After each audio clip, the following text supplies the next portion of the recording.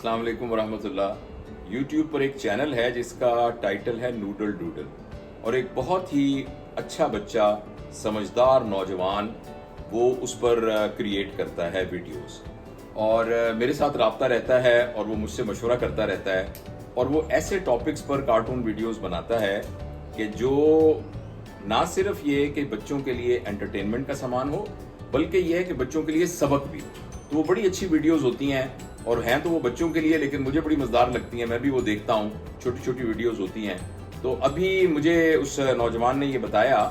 कि वो अब एक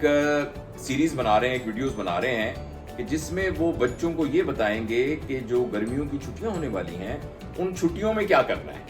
छुट्टियों में। और वो वालिदैन के लिए भी एक गाइड होगी, सिर्फ बच्चे भी देखें, वालिदैन भी देखें, घरों के अंदर काम कैसे करना है, माँ बाप का हाथ कैसे बटाना है, सफाई करनी हमारे मिजाज का हिस्सा कैसे बनेगी, हम नमाजों में कैसे पक्के होंगे, घर में कुरान की क्लास हो, हम कुरान कैसे पढ़ेंगे, फिर हम अपने अजीज़ व अकारब से जैसे मिलने नहीं जा सकते उनसे कैसे मिलेंगे, फिर तफरीह के क्या मौके हो सकते हैं। तो मैं बड़ा स्ट्रांगली रिकमेंड करूँगा,